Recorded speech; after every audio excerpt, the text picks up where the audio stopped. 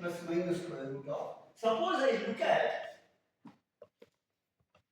a wave whose wavelength is something like 1 meter, like on the surface you see.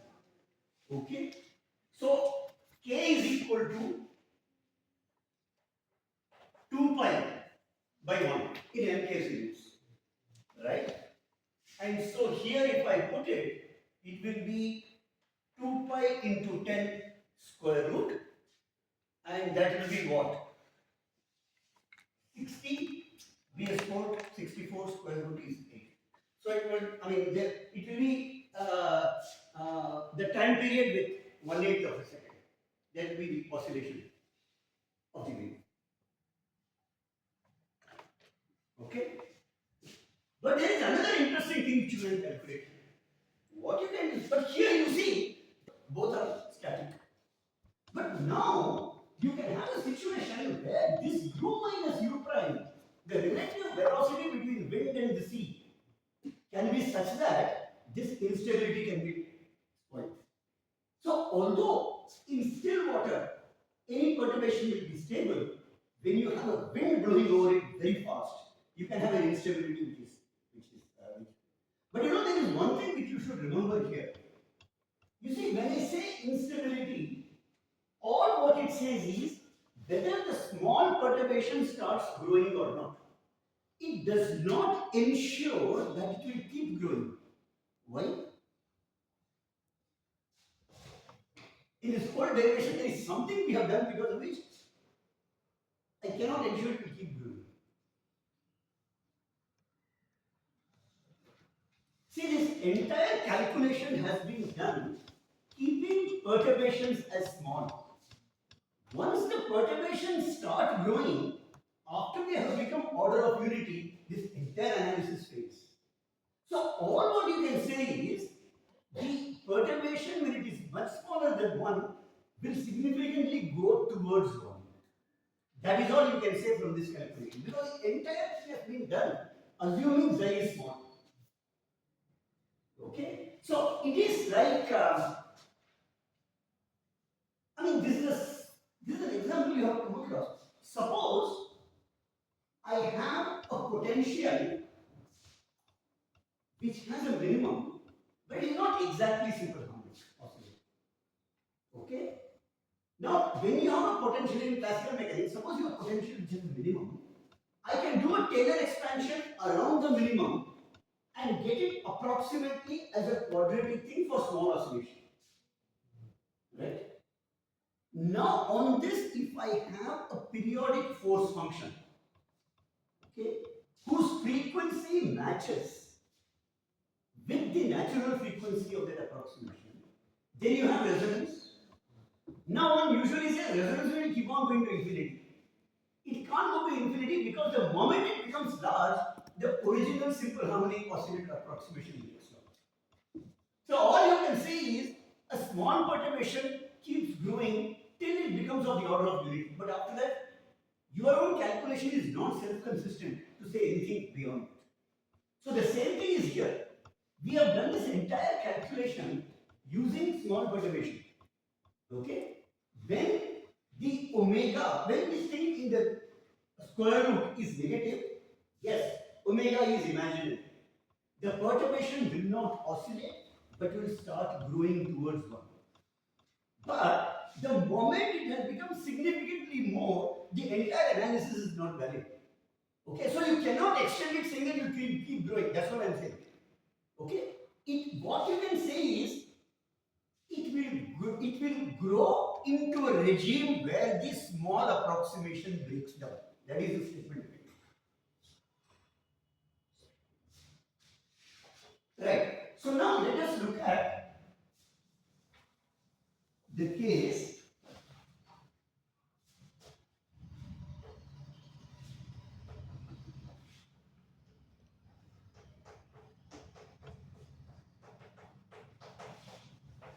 this case, okay, the same case, and now what I am saying is this is again air and water, but if I want the small perturbation approximation to be violated, in other words, the instability to settle. Okay. Then what I want is G rho minus rho prime by K rho plus rho prime should be less than rho prime u minus u prime square by rho plus rho prime square. This is the condition for the instability to settle. Because this will ensure that the portion under the square root will be negative. Yes, sir. Okay. Now, what does this mean? So I cancel one of these things. And so this becomes G by K rho square minus rho prime square plus rho prime, and is less than u minus u prime square. Right? Now, this rho rho prime and rho minus rho prime is rho square minus rho prime square. This rho prime has come down. Okay? And this is the G by K. Rest of it is just u minus u prime. Okay? And so this gives a very important result. It tells you that if u minus u prime mod is greater than square root of G rho square minus rho prime square by K rho prime, then although the upper fluid is lighter and the lower fluid is heavier, you don't have oscillation, you have instability.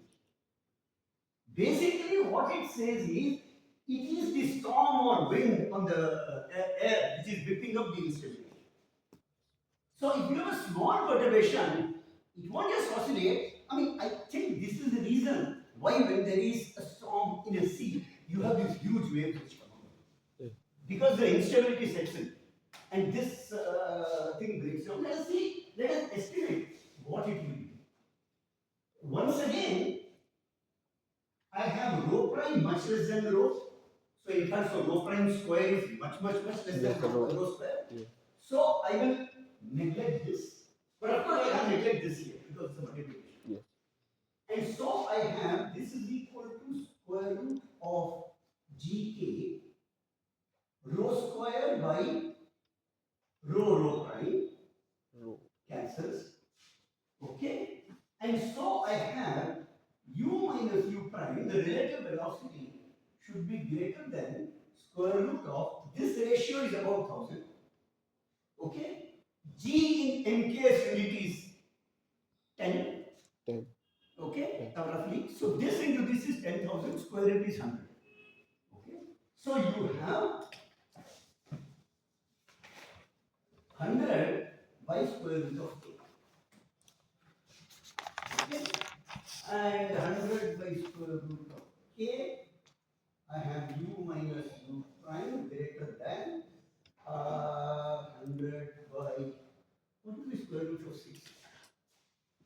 2.5. 3 is 9, 2 is 4, yeah, 2.5. Okay, roughly. So I have 100 by 2.5 into square root of lambda. Right? And this quantity is what? 40. Right? Suppose I have a lambda of 1 meter radius. Square root of lambda is 1. So, for a 1 meter wavelength, u minus u prime, it is greater than 40 meters per second, then you have a storm. This instability is. Probably it's a large number, but anyway, so it is 40 multiplied by 1000, sorry, 40 meters per second. So I multiply by 3600, 40 into 3600 by 1 hour. So this is, so it is, yeah, so it is this many meters, so it comes to about 100 kilometers per hour. So that's a typical speed of waves of wind when there is a cyclone. Okay. I have never seen this, but I think this is what it is because you see it very clearly that when you have 100 to 150 kilometers per hour wind, then you see there is a storm overseas. What is possible for the tsunamis in No. Tsunami is a completely different thing, man. Tsunami is shallow water wave. This is deep water wave. Okay, tsunami is a complete. That is because of the boundary condition from below. Here you are still working in the asymptotic boundary condition. Okay, deep water. Sir, this is deep water surface wave. Deep water surface wave. Exactly. The below the fluid is deep water, and the wind is on top. Yes. But sir, even in tsunami, you have large waves, so maybe there's some growth or The tsunami wave will, that has nothing to do with the velocity. See, even when v is even when u is 0, it will happen. Because there what happens is here it becomes here is g into lambda because g 1 by k. There is g into the height, that is the scale which comes. Okay. So when there is height is small, the velocity is less. Okay. So the behind the thing where the height is more, that overtakes it and it builds up. But what is responsible for the height of the wave? Oh, because the front portion of the wave front slows down and the back portion is still moving because the gradient is like this. And so it piles up. Just like in the traffic jam, maybe in traffic, if one thing puts a brake, others all come and collide and you jam. That is the kind of thing in tsunami. So the tsunami being large is a completely different phenomenon. Have you heard the tsunami? Okay, so yeah, so the thing is, see, when you have the case of the general case, you call it the Rayleigh-Taylor instability, and the specific case when u is 0, it is called the Kelvin-Helmholtz instability. I mean, probably Kelvin-Helmholtz did it first, and then Rayleigh-Taylor, generalized it. Rayleigh-Taylor instability. There are common names: Jeans, Rayleigh-Taylor, Newton, Hamilton, everywhere they will be. Okay. Oh, the general case is the Rayleigh-Taylor. That is with velocity. The specific case of velocity being 0, it's Kelvin-Helmholtz.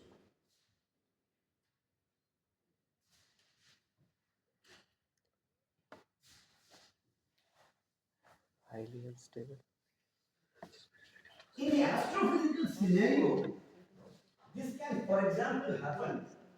Suppose there is a jet which is of fluid which is going fast. Okay? Now, here there is some density, here there is hardly any density. So, rho prime is almost 0 and rho is non-zero. And there is a relative velocity. Okay? And this can induce instabilities in jets. So, whether it is geophysics or atmosphere or astrophysical situation, essentially the equations are the same. What approximations are where is what is different. What is much less than what in different circles.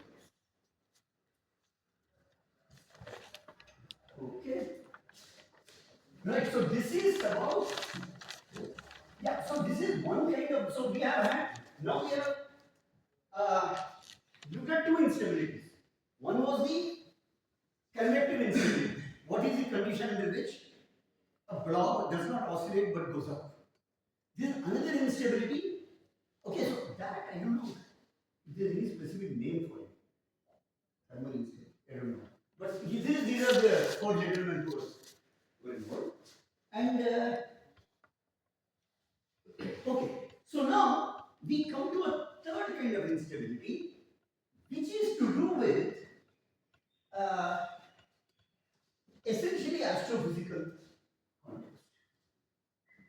And so let me just set the stage. Uh, Let me just set the stage of where it is useful. Now, suppose you have. So, suppose I have pressureless fluid, okay, and I have mentioned to you, I think earlier, that the moment you have pressureless fluid, a small increase in density will cause more gravity. I mentioned it. I mean, I keep confusing what I mentioned in GR class and Pressureless matter. pressureless matter. ये बता Yes, sir. ये मैं fluid में बताया क्या? GTR में शायद था जी हाँ. Okay. So basically, what happens is when you have a uniform distribution of fluid, okay, and now for some reason you give it an extra perturbation, and there is a local region where there is an increase in homogeneity. If there is no pressure, what will happen? This inhomogeneity will attract more because of gravity. It will attract more matter, and the inhomogeneity will grow. Okay, I mean, sorry for people in GTR who it's repetition. Now, the difference between electromagnetism is also 1 by r potential. Gravity is also 1 by r potential. So, why is it that such a thing does not happen in electromagnetism? Why is there suddenly a positive charge built or a negative charge? The reason is two. There are two reasons why this does not happen. First, the in electromagnetism, there are two kinds of charges, plus and minus. In gravity, there is only one kind of charge, positive mass. And two, in electromagnetism, like charges repel. Positive mass repels positive mass. Positive charge repels positive charge. In gravity, like charges attract. Positive mass attracts positive mass. Because of these two things, everything goes different. So what happens is, in the case of, say, suppose you have a plasma, and in a plasma, suppose it's a local region where there is an excess positive charge which has got collected by some fluctuation. What will happen? This will have repulsion and it will dissolve away. So any perturbation is a stable perturbation. Any perturbation corrects itself. Whereas in gravity, the moment you have a slight extra density, it attracts more amount of matter, not reverse. So the density will build up. He's really worried, I can see it. Okay. So it builds up. And this is precisely how galaxies are supposed to have formed. But nature is kind but not that kind. So it doesn't make life very simple. So it provides pressure. So what happens? Now, if you have pressureless matter, the thing just builds up. But if you have pressure, now you have competition. Pressure tries to disrupt it, and gravity tries to build it. So you have a competition between these two things. Now, before we do the exact calculation, let us look at if we can guess what can be the criterion for it. What is pressure? Pressure is basically to do with kinetic energy density. Okay? So the kinetic energy density is something which tries to disrupt it. And what tries to assimilate it? The potential energy density. So it's a competition between these two scales. So if you have, so suppose you have the pressure. What is the kinetic energy density of this? It is of the order of n number density times kT. Given a finite temperature, kT is the average kinetic energy of every particle. N is the number density. So n into kT is roughly the kinetic energy density. So this is one energy scale which is trying to break the system. What is the scale which is trying to build the system? It is G m square by r. But this is potential energy. Potential energy density will be G m rho by r. size of the system. So these are the two energy scales involved. And so what this basically says, except for some pi factor and some factor, roughly, if this is much greater than this, the system will not cluster. Whereas if that is greater, the system will cluster. And so it tells another very interesting thing. Now, this one, so this is of the order of, suppose m is the mass of a particle, then is of the order of rho kT by m. Right? And this will be g rho square r square, because this will be rho cube, rho into r cube and r square. So it will be this. So basically you want, this should be, the modulus. Okay? This is much greater than this for the clustering to dominate. What it means is, you require, given a density, there is a critical size of my system. If the system is more than this, it will dominate and it will build. If the size of the system is less than this, the pressure will dominate and will disrupt. And this is actually in some other complication, this is related to the fact. Okay, so now this is R. Now if there is a critical radius R, then R cube into rho gives me the critical mass of what can cluster. And this is what sets the mass of galaxy. When the galaxy is formed, the temperature and pressure is such that there is a mass scale. It's a critical mass scale, it's a minimum mass scale. So that is why you don't have galaxies, you have dwarf galaxies, but normal galaxies you do not have less than 10 to the power 10 solar mass. Because this is the size or mass which was required for the clustering to happen and pressure not to be disrupted. Okay? So what I am trying to say is that even from completely dynamical arguments, dimensional arguments, you can get a rough handle of the typical size of these clustered quantities. Okay? So now we will do an exact calculation, and except for some pi factor or something, this is what we do.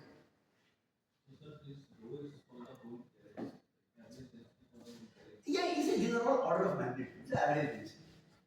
You can say that suppose a galaxy has huge diversity in density, then of course there will be, small portion which will collapse, that's all fine. But this is just a hand-waving argument.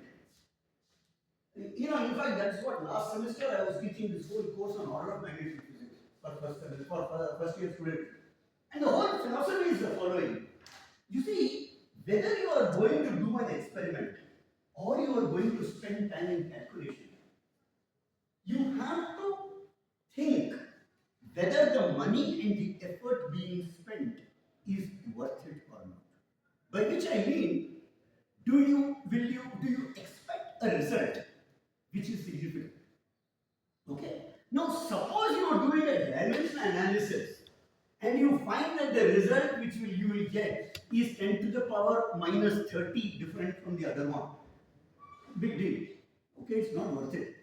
Okay, but if you are going to get something significantly different, then you will do an exact calculation or an exact experiment. So it's very important that, but I keep telling that order of magnitude physics should be a core course in the first year of BSc. Okay, because it doesn't require too many things to work through, but it's a very powerful tool.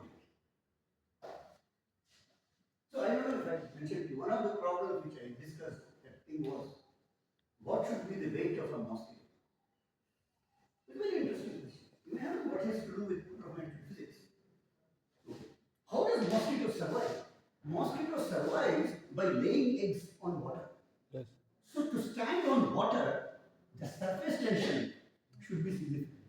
So the leg diameter gives me the length over which there is an interface, and the sigma into this length gives me the force. And this force should be greater than the weight of the mosquito. So that it stands. That is why a housefly cannot sit on the water, but a mosquito can. Okay, this is a very interesting thing. No, I think I told you there is a very interesting book called Assume a Spherical Curve. Okay. Then the person is more generous in the volume too. Said, assume a cylindrical curve. Okay. So these are all about how, by doing approximations, you can get, just ballpark numbers.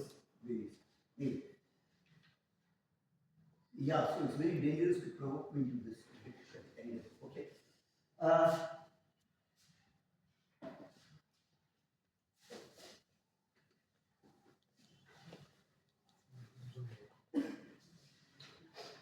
okay, so now, when you talk to cosmologists, you say Friedman was not very good. You talk to a biologist, you say take a rat. So you talk to fluid dynamics, you say continuity equation and Euler equation. So you start with continuity equation and Euler equation. Okay.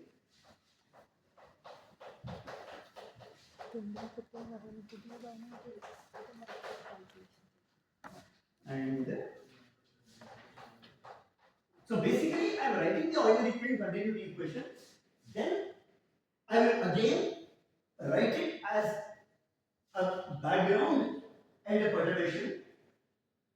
Subtract the zeroth order component, truncate higher orders, retain the linear order, and see how the linear order behaves. Exactly the same technique which we applied earlier, except here it will not be a plain parallel. It's a more general configuration.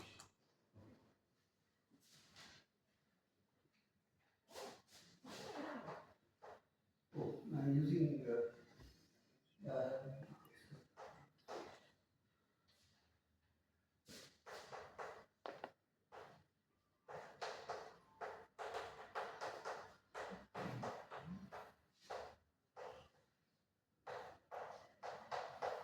gravitational potential. I don't think I require any other.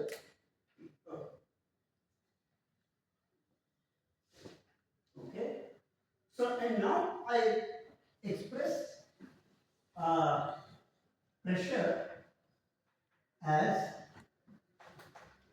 P naught plus P prime. So here the prime is perturbation, not up down. I mean, I'm too lazy to write delta. In classical mechanics, you write principle of distraction. Rho prime, and then you have u equal to, and as before, as far as u is concerned, I am saying that the zeroth order is static. Which means u naught is 0. And the only thing which contributes is u prime. Okay? Yeah, so the idea is that I have a perturbation around a still fluid. So zeroth order velocity is 0. Okay. So while density and pressure are zeroth order, the velocity is not having zero. I mean, suppose there is a zeroth order, you can always do the following. You can go to a small local rest frame and then do it. So that is why one doesn't do it now. One can just transform coordinates in if you want. And so now I substitute it over here. So suppose I expand it, I have del by del t of rho naught plus del by del t of rho prime plus it will be rho naught plus rho prime into u prime equal to 0. Okay? I have just substituted u as u prime and rho as rho naught plus rho prime. But as we saw for xi, u dot xi, this into this is second order. Okay? So this product will not contribute. So this will just be uh,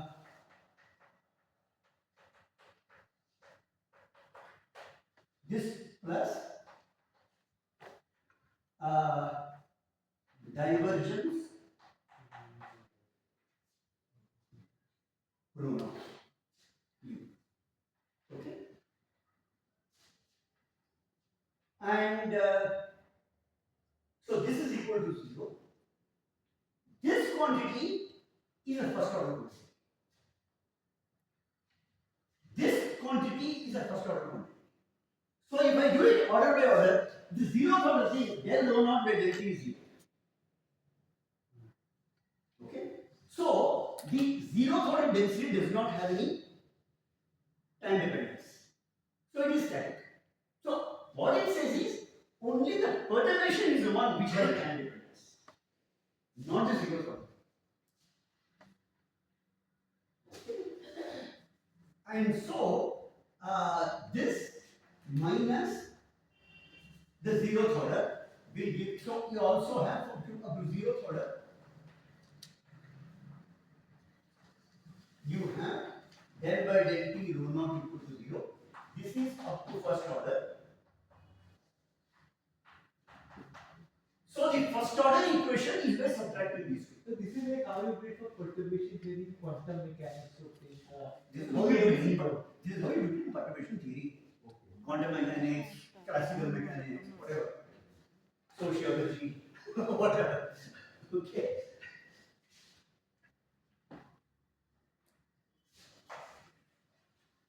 So if I subtract it, so the perturbation equation which I did is del rho prime by del t plus now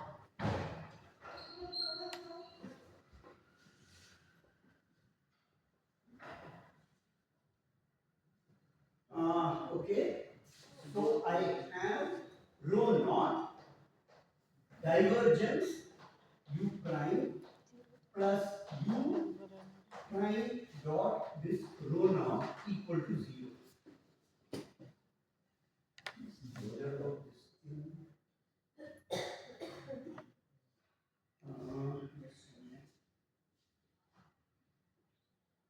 Yes.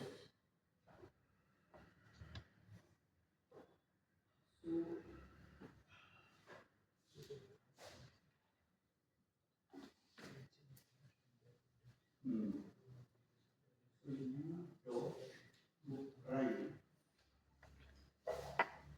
So you are actually considering a situation where this is also 0. That is, rho naught does not have any space dependence. Okay?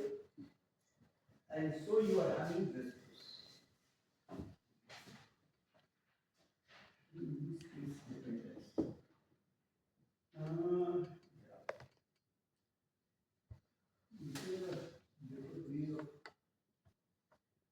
Suppose I have the full row. That means we are using initial homogeneity. Yes, that's correct. That's correct, yeah. Absolutely, yeah. I agree. So, I mean, I didn't focus on it when I was doing it, but yeah, that's correct. Okay. And I do a similar analysis here. Now, here, what you find is something interesting. See, U has only first order contribution. It means this quantity is a second order. So, for the perturbation, this term, which you call the advection term, this term will not contribute. Okay, in the first order.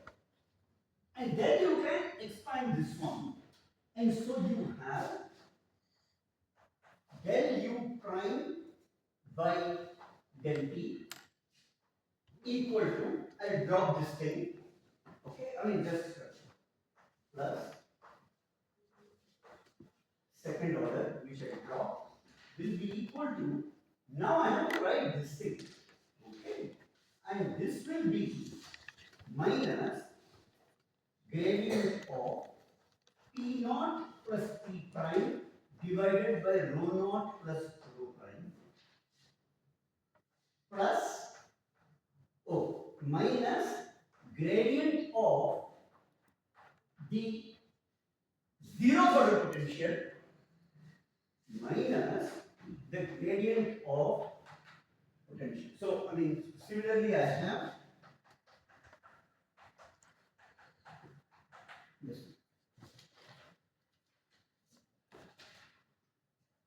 Okay. And now what I do is, I do a binomial expansion of this one.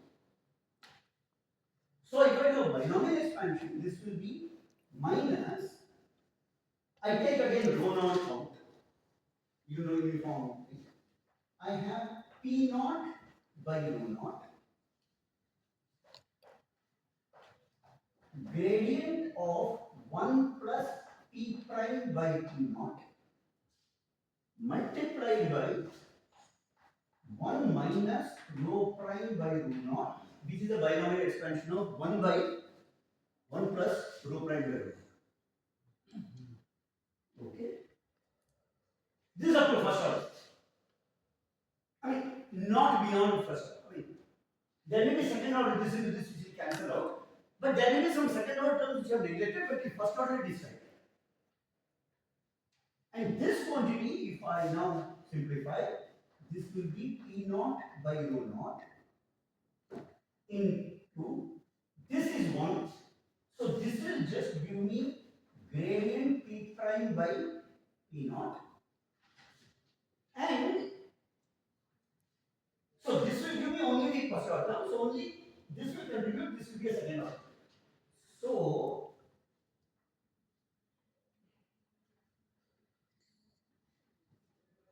this will be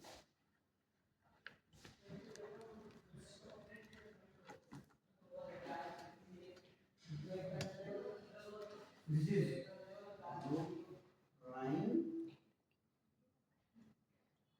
You say there is no rho prime which comes, that is rising, yeah, okay. So this will be gradient of P prime by P naught. Okay, and this will cancel out. So this will be minus gradient P prime by rho naught. Okay. What happened to 1 minus rho prime by rho? Yeah. So now when I do this one, then this will not contribute. Only this will contribute. This is the first order term. When I multiply, this will be first order, this will be second order.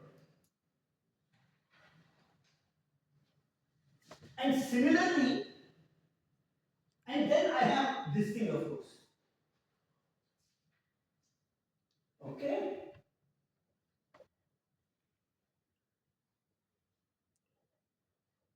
Yeah.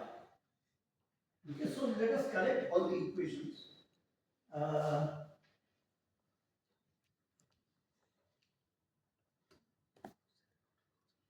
not? No, just 1 minute. If it is the gradient of density is 0, the gradient of pressure need not be 0. Like for example, suppose you have a uniform density sphere. Then the density is uniform, but the pressure varies from the center to the surface. Okay, so let me just do this. I just rub this off.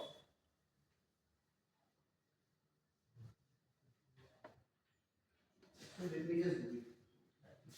So I have del u prime by del t plus this thing which goes away minus, so is equal to minus, so suppose I retain the pressure term. Huh? You can think what it. I mean, after all, we are doing fluid dynamics. Okay. So we have this one P naught plus P prime by rho naught plus rho prime. Okay, and this term, and suppose I write it as minus gradient P naught by rho naught plus rho prime minus gradient P prime rho naught plus rho prime. Okay, And then what I do is I do the cover. So then what I do is I do the expansion here, this one. I write it as minus gradient P naught. I think yeah, you can't drop gradient P naught. You can drop gradient rho naught, but not gradient P naught. I mean, like for example, I am giving an example, right? When you are doing the polytropic fluid, then we had a situation where n equal to 0, where the density is uniform, but the pressure goes as 1 by r square.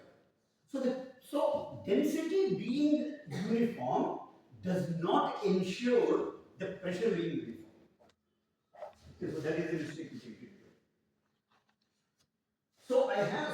I will retain gradient of P naught, although I have dropped gradient of rho naught. So this is gradient of P naught by rho naught into 1 plus rho prime by rho naught. 1 minus. Okay? And here it will be minus gradient of P prime by rho naught, because the other one will be settled out. Okay, yeah, so this is the extra thing. Okay? And so I have minus gradient of P naught by rho naught plus gradient of P naught rho prime by rho naught square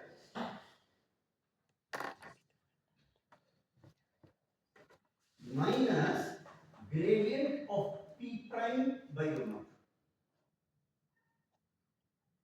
Okay? This quantity, yes, this quantity is a zero sort of thing. Okay? So if you look at the right hand side of the Euler equation, we have minus grad P naught by rho naught plus rho prime by rho naught square gradient of P naught minus gradient of P prime by rho naught. Okay? Up to first order. And then we have minus gradient of phi naught minus gradient of phi prime.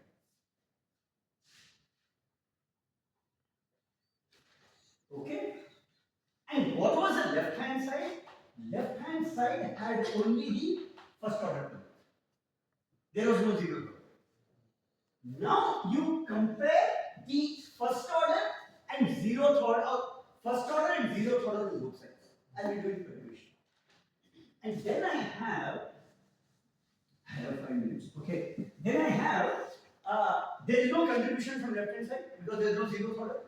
So it's 0 equal to minus gradient of P naught by rho naught minus gradient of phi naught. This is the zeroth order equation.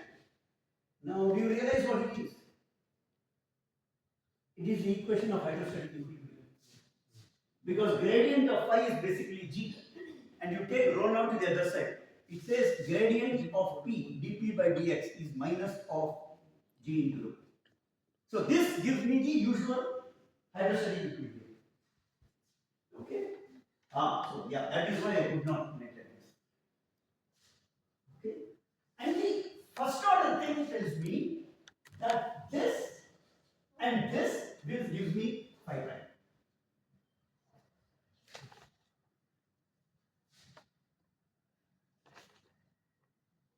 Yeah. So I'll probably continue from this tomorrow. So what we will now do is, what is P prime by rho prime? Something which you all know very well from school time. What is P prime by rho prime? What is P prime delta P? What is rho prime delta rho? What is delta V with delta rho? Speed of sound square. Okay. Speed of sound. Speed of sound. CS. CS square. So this P prime and rho prime are reduced to make it into a speed of sound. Okay. And yeah, so you will write P prime as CS square times rho prime and take CS square out. Okay, and then we will when you after you set this